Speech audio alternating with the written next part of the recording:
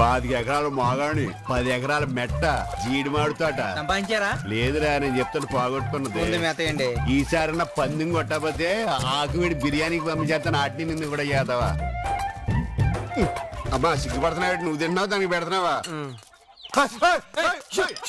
ఇదేట్రా మందులో మనం ఉంచుకుని చికెన్ అంతా తినేసింది. దాని పెట్ట మాసం అదే తినేసిందండి. అంటే దాని పెళ్ళని అదే తినేసిందా? మీలాగే తెంగరేదవా. అది అలా సావలేదురా, జీడిపప్పు అనుకుని గన్నేరు పప్పు తిని చచ్చిపోయింది. వెంటనే 2 పెళ్లి చేసుకున్నారంట. సంతోషాన్ని ఎక్కువసేపు మనసులో దోచుకునే మనస్తత్వం కాదురా నాది. ఆవిడ కూడా వెంటనే తినేసారంట కదండి? లేదు, గ్యాస్ స్టవ్ పేలి పోయింది. మరి ఊళ్ళో ఏ విధంగా అనుకుంటున్నారండి? వాళ్ళు ఎలా అనుకున్నాగా నువ్వు ఎలాగ అనుకో. దీన్ని మెత్తగా కోసి ఈకల దూసేసి మసాలా దట్టించి బిర్యానీ వండే నేను తింటాను, నువ్వు వడ్డింది గాని. అది పెద్దరెడ్డి గారు పెంచుకున్న పందెం కోటండి, గొడవలు అయిపోతాయి. గొడవలు ఎందుకు అవుతారా? ఈకలు తీసుకెళ్లి నాయుడు గారి ఇంట్లో వాడే. వాళ్ళకి పడదు కదండి. పడదు కాబట్టే ఈ పుంజు గురించి 2 రోజులు కొట్టుకుంటారు, నరుక్కుంటారు, తిట్టుకుంటారు. మనకి ఎంటర్టైన్మెంట్ కదా. ఈ డ్యాగ్ చూడరా ఎంత టీవీగా ఉందో నాకులాగా. సిగరెట్ దాని టీవీ సంగతి తర్వాత. ఆ సుదర్శన్ గడు ఊళ్ళో కేబుల్ టీవీ పెట్టి ఊరంతా దున్నేస్తున్నాడు. నేను పెట్టలేదట్రా, ఏమైంది? దోల తీరి నాకు నువ్వు మిగిలేవు. మరి మిగలనేంటి? ఊళ్ళో జనం సీతారాముల కళ్యాణం పెట్టమంటే మీరు మీ కళ్యాణాలు పెట్టారంట కదా. నాది మాత్రం కళ్యాణం కాదేట్రా. అయినాడు సిటీ గేమ్లు పెట్టి టాటా బిర్లా అయిపోతాడు అనుకుంటున్నావా? చివరికి నీ పోయినకు వస్తాడు ఏతావా. ఈ భోగరాజు వల్ల కాని పని ఆ సుదర్శన్ గడి వల్ల ఏమవుతురా వల్లకాడు. దానికి ఆయింట్మెంట్ రాయి. అక్కడే చికెన్ నలుపుతాడేంటి? ఇడికి మర్చిపోయిందా?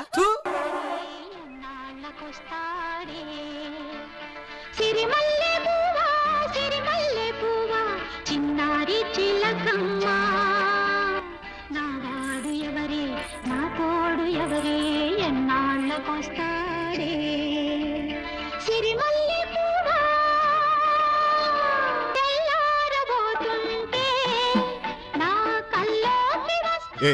ఎన్నిసార్లు నా 16 వయసు సినిమా చూస్తావు? నీకు సినిమాలు యాక్ట్ చేయాలని కోరిక ఎలాగ తీరదు? నాకు కోరిక తీర్చవే. ఎప్పుడు ఇదే గోల. అది కాదే, అప్పోటి శృంగారం ఒకటి ఎంత చేసినా చెయ్యాలనిపిస్తే.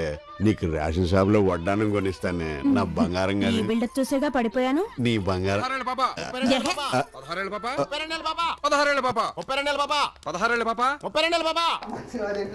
నాకు నిక్కర వేసుకునే వయసు నుంచి లెక్కర తాగే వయసు వచ్చింది. ఇంకా 16 ఏళ్ళ పాపేనా? 16 ఏళ్ళ పాప, 32 ఏళ్ళ పాప. పిలిచినా పలకపోతే ఒంట్లో బాగాలేక పడుకున్నావు అనుకున్నావే. ఎవరికే మన పాపైనా స్వార్థపడాలనుకుంటున్నావా? ఒంటరిగా పడుకోవడానికి. పాపాయ్ లోపల ఎవరో లోకల్ కస్టమర్ కాదు, మా బావ కోటిపల్లి నుంచి వచ్చాడు. ఆహా, ఎంత కలుపుకొలుతాను. కోటిపల్లి నుంచి ఎవడొచ్చినా బావే అంటది. తాజ్ మహల్ కే మన పాప ఇంటికి దర్వాజాస్ ఉండవు, ఎవడొచ్చినా వెల్కమే. ఇప్పుడేముందరా పాప వైభోగం? 16 ఏళ్ళ వయసు సినిమాలో మన పాప జమీందార్ దగ్గర ఏదో ఉందనుకుంటున్నా. ఆడు ఎప్పుడు ఆరిపోయాడు. పెగ్గేసి పడుకోబెట్టారా చూడగలపు. ఇంటికి వెళ్ళి 2 రోజులు అయింది. ఆవులు ఎలా ఉన్నాయో టైం ప్రకారం పేడేస్తున్నాయో తెలియట్లేదు. నువ్వు టైం గడ్డెత్తే కదా అవి పేడేసేది. పోనీ ఉపాలు ఇంటికి వెళ్ళి చూసా లేకపోయావా? ఉండరా, మా ఆవిడ వచ్చిన కాళ్ళు పట్టుకు బతిమాలినా సరే నేను వెళ్ళను. ఒకవేళ మీ ఆవిడ రాకపోతే మీ ఆవిడ పంపు. చాచా, మా ఊర్లో కుదరదని మీ ఊరు వస్తే వీడొక రంకు మగుల్లో తగులుకున్నాడు. మధ్యలో మా మేటర్ ఎందుకే? నీ మేటర్ కాదా? నా పరువంతా చేపల చెరువులో ఎరువులా కలిసి. నీకేమైంది? బానే ఉన్నావు కదా. ఎవరు? నేనా? ఎవరి మొగుళ్ళు వాళ్ళు కొట్టుకున్నారు, బానే ఉంది. మా ఆవిడది ఊరు కాదనుకుంటే అందరి పిల్లలు కలిసి నన్ను నొక్కి చేసుకునేశారు. ఈ ఊర్లో మహిళా సంఘాలకి ఇంత పవర్ ఉంటుందని నాకు ఇప్పుడే తెలిసింది. వీడియో అన్న గౌరవం కూడా లేకుండా నన్ను గుడ్ను బాధినట్టు బాధేశావు. ఊరుకోవా. ఇదిగో భోగరాజు, చిత్రాంగ డాన్స్ పార్టీ అన్నావు, బీర్లు అన్నావు, బిర్యానీలు అన్నావు, మల్లెపూలు కొనుక్కుని చేతికి కట్టుకుని వాసన చూసుకునే లోపల వచ్చి వాయించేశారు.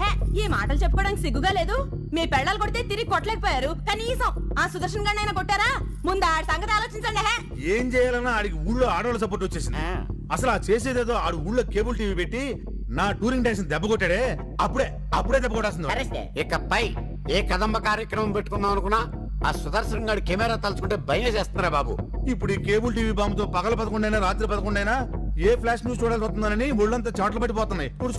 మొన్నటికి మొన్న కోళ్ళ పందాల రోజు ఆ సుదర్శనం గాడిచిన దెబ్బకు ఒక్క కులం బొచ్చు బిగిన కోళ్ళ తయారై వాడు ఇలా ప్రతిదానికి అడ్డం పడిపోతుంటే చేతులు సంకలా పెట్టుకుని చెవులకి రింగులు ఎత్తుకొని కూర్చోవాలా? ఏంటి మాట్లాడావు? శంకుమార్కు లుంగి కట్టుకుని తాపీగా బానే కూర్చున్నావు. నువ్వు పెద్ద పోటుగాడు అనుకున్నావు. పోటంటే గ్యాప్ గా వచ్చింది. మీ ఆవిడ రాకుల పోటుకి నాకు పన్ను పోటు వచ్చింది. ఎలా భరిస్తున్నారో బాబా? కట్టుడు పళ్ళు కూడా నువ్వు పెడతాయా? ఇక మోస్తారా?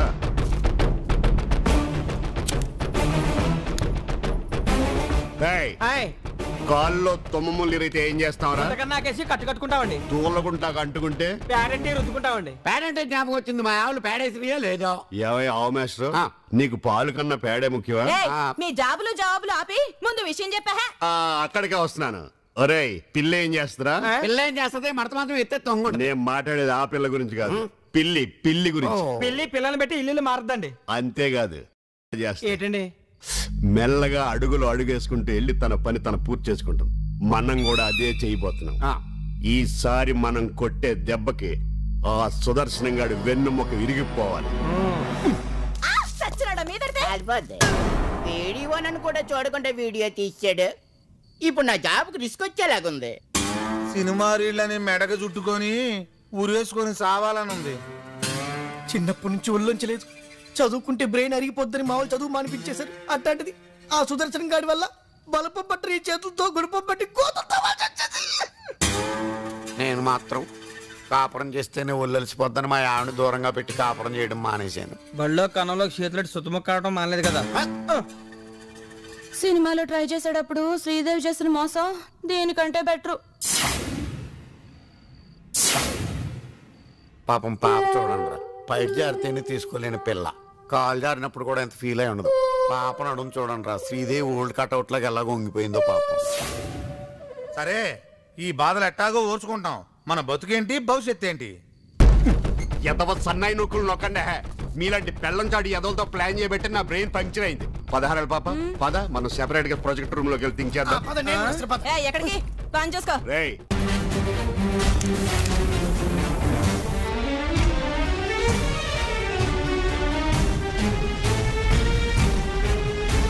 ఆఖరికి నా బతుకు కూడా కావ్యాంజలి సీరియల్లో కల్పన పాత్రలాగా అయిపోయింది. సీరియల్ చూడకుండా పిచ్చెక్కిపోతుంది. ఎందుకు ఈ బ్రతుకు? చావడం మంచిది. బాబు జమిని, బాగా చదువుకో నాన్న. అమ్మ జయ అన్నయ్యతో దెబ్బలాడితే కాదు, ఊరేసుకుంటున్నాను. ఊరేసుకుంటున్నావా? అంత కష్టమే వచ్చిందా నీకు? ఏం కష్టం వచ్చిందా? నేను ఈ ఊరు వచ్చే ముందు ఏం చెప్పాను? 1 గంట కేబుల్ టీవీ చూడకపోయినా బతకలేనని చెప్పానా లేదా? కేబుల్ టీవీ కనెక్షన్ కట్టని ఊరేసుకొని చచ్చిపోతే వరకట్నం కోసం చంపేశానని అందరూ అనుకుంటారే. ఆ తర్వాత నాకు ఉరిశిక్ష పడితే నీ ఉరిశిక్ష చేయించాలని నేను ఊరేసుకుంటున్నాను. నిన్న రాత్రి 12 గంటల కేబుల్ కనెక్షన్ కట్ అయింది. ఇప్పుడు దాకా సీరియల్ చూడకుండా నేను ఎలా బతుకుతాను అనుకుంటున్నా?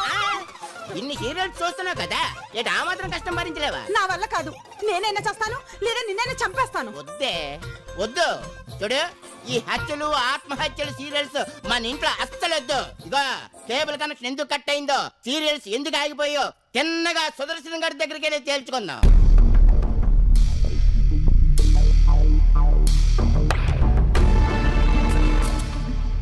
ఏంటి స్టాండింగ్స్? మనం ఏమైనా సంతాప షాప్కి వచ్చామా? మాట్లాడండి. సారీ రామణమ్మ గారు.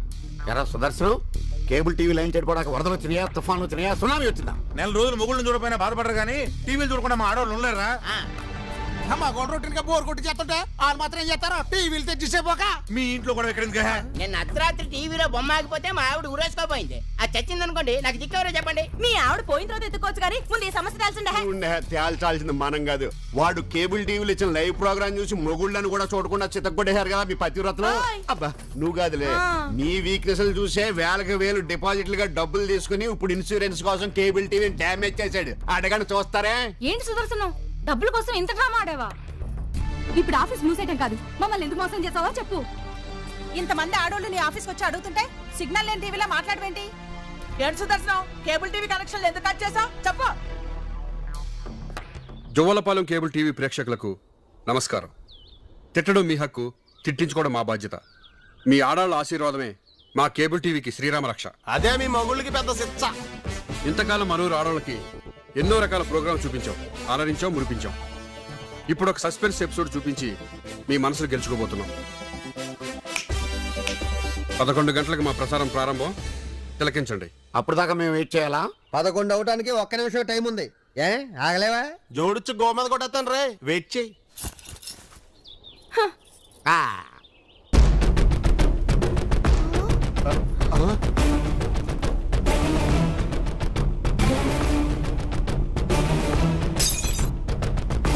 నువ్వు ఎక్కుతావా నన్ను ఎక్కమంటా?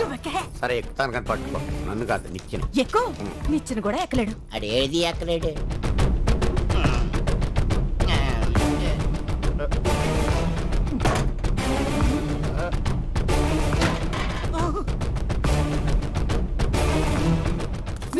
ఆగండి. ఇప్పుడు మీరంతా భద్రకాళి అవతారాలు ఎత్తి వీళ్ళందరినీ ఉతకడం వల్ల తెగిపోయిన మా కేబుల్ వైర్లు అత్తుకుంటాయా? బద్దలైన మా డిష్లు బాగుపడతాయా? ముందు మాకు జరిగిన నష్టానికి సమాధానం చెప్పమానండి. సమాధానం వాళ్ళని చెప్తారు, మేం చెప్తాం. ఏ చేతులతో తప్పు చేశారో ఆ చేతులతోనే కేబుల్ టీవీ బాగు చేయాలి. అవును, కాంచనమాల కేబుల్ టీవీ మళ్ళీ వీళ్ళే బాగు చేయాలి. అవును. ఇదిగో సుదర్శనం, తిరిగి నీ కేబుల్ టీవీ మొదలు పెట్టాలంటే ఎంత అవుతుందో చెప్పు. మేమే దగ్గరుండి వాళ్ళ చేత కట్టిస్తాం. అలా అన్నారు, బాగుంది. రే తొట్టిగంగ్, నీకు ఇదివరకే చెప్పా, కెమెరాకి ఒకటే కన్ను అయితే ఈ సుదర్శన కెమెరాకి మాత్రం ఒళ్ళంతా కళ్ళే. పీకి పీకి పాకం పెట్టేస్తా. మనల్ని ఎవరు చూడట్లేదు. మాది ఊరు కాదు, ఈ ఊరికి కేసుకు నాకు ఎలాంటి సంబంధం లేదు. నన్ను పడుతున్నావు. కేసుకు సంబంధం లేకపోయినా నువ్వు ఆ పార్టీ వాడివే కదా. చూడు, నేను ఎవరు చేసినా శిక్ష అనుభవించాల్సింది.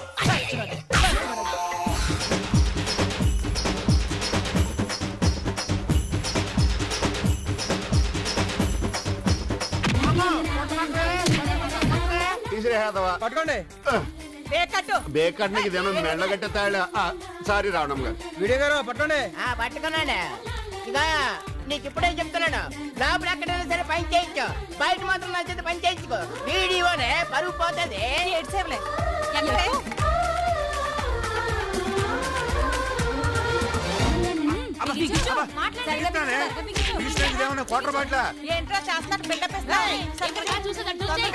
అరే అసలే టెంగరోడివి, వైరెట్టిపై ఏరెట్టావనుకో చాకోటి చేస్తావు. సరిగ్గా కనెక్టే బొమ్మ రాలేదనుకో మా ఆవిడ ఊరేసుకొని తెస్తానంటే.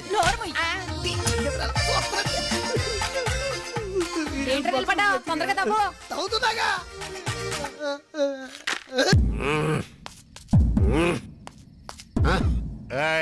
పెళ్ళాన్ని డెలివరీ కోసం ఆపరేషన్ థియేటర్ లోకి పంపి బయట తిరిగే సినిమా హీరోలో ఎందుకు వాకింగ్ కాదు, టెన్షన్. టెన్షన్ నీకేందుకయ్యా, నువ్వు గాయం చేసాడు మర్డర్. ఆ సుదర్శనం గారు అసలే మన మీద మంచి కాక మీద ఉన్నాడు. ఆ టీవీలో ఏదో మాయ చేసి మనల్ని ఇరికిచ్చేస్తే ఇరికించడానికి మాయలు మంత్రాలు కాదు, ఆధారాలు ఉండాలమ్మా. పోయిరా. నువ్వు విన్నానే చెప్పు బాగరాజు. ఆ సుదర్శనం గడ్డు టీవీలో కనిపించి చిటికలేస్తూ 11 గంటలకు మా ప్రసారం ప్రారంభం అని చెప్పినప్పటి నుండి నా బీపీ మిషన్ పేరుపోయిందంటే నమ్ము. ఆపేసి ఎదవగాల. అక్కడికి ఏదో మనం అంతా మూకుమ్మడికి వెళ్ళి ఆ సుకుమార్ గారిని మర్డర్ చేసినట్టు మాట్లాడతా. ఈరా, ఆయన్ని మర్డర్ చేసింది నేనే. ఆయన్ని మర్డర్ చేసింది నేనే అని ఆ సుదర్శన్ గడు ఆడంతటా ఆడి ఒప్పుకున్నాడు. ఆధారాలు ఉన్నాయి కాబట్టి పోలీసు వాళ్ళు తీసుకెళ్లారు. కాకపోతే మభి పెట్టిన గ్రాఫిక్స్ ప్రోగ్రామ్ ఏదో పెట్టాడు. మనం అంతా హ్యాపీగా వెళ్ళి ఎక్కడోసారి తడిగుడ్డేసుకుని ఆ ప్రోగ్రామ్ జయప్రదం చేద్దాం. ఏ అంటావు అంటాడు.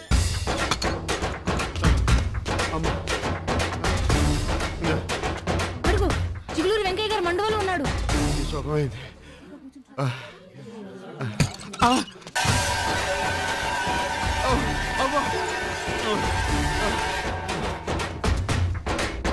అడుగు చంద్రాయుడు గారు పంప్ సెట్ దగ్గర ఉన్నారా?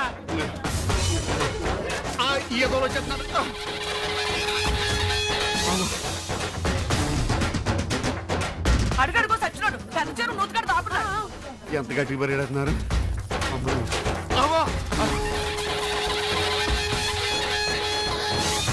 అడిగారు ఒక తోట అడిగాడు ఉన్నారా?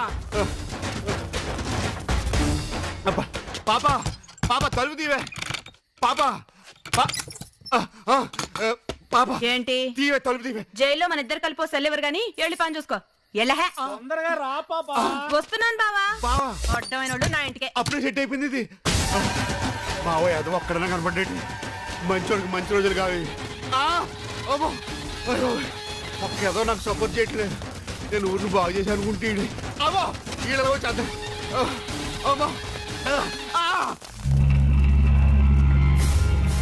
దొరికిపోయా. ఎప్పుడో దొరకవలసిందిరా నువ్వు. ఏమిటి సుదర్శనం, హత్య చేసిందా యదవని తెలుసు కదా, ఆనాడు ఎందుకు చెప్పలేదు నువ్వు? నాకు మాత్రం ఏం తెలుసు? నా కెమెరా చెప్పేవరకు నాకే తెలీదు. రేయ్ భోగరాజు, శివుడు 3వ కంటి నుంచైనా తప్పించుకోవచ్చు కానీ ఈ సుదర్శన చక్రం నుంచి తప్పించుకోవాలని చాలా సార్లు చెప్పాను, అయినా నువ్వు వెళ్ళా. రేయ్, నా కెమెరానే నా ఆయుధంరా. దాని నుంచి ఎవ్వడూ తప్పించుకోలేడు. నువ్వు చెప్పింది నిజం సుదర్శనం. ఓ తెలివైనడు ఎంతో కష్టపడి టీవీని కనిపెడితే కొన్ని కోట్ల మంది పని పాట లేకుండా టీవీ చూస్తూ గడిపేస్తున్నారు. ఆ తెలివైనడుకు తెలియదు ఎంతమంది బద్దకస్తులను తయారు చేస్తున్నాడు. కానీ నీ కాంచనమాల కేబుల్ టీవీతో ఊరిని ఎలా బాగు చేయాలో కనిపెట్టినోడివి. వీళ్ళంతా నిన్ను ఫాలో అయితే ఊరు బాగుపడద్దే, నన్ను ఫాలో అయితే చెల్లపల్లి జైలు హౌస్ఫుల్ అవుద్ది అని అంటా అనుకున్నావు కదా అన్న. అవును, వీళ్ళు ఇంకా రాలేదేంటి? వస్తారు. అబ్బా మాటలోనే వచ్చారు, late. Thank you Sudarshan. Thank you very much. Ramanamma గారు ఊరు జాగ్రత్త. ఆ ఎల్రా ఎదవా, ఊరు జాగ్రత్తలని మా సుదర్శనం చూసుకుంటాడు. ఈ ఊరి కవచల్లా నీ సుదర్శన్ చక్రం తిప్పుతూ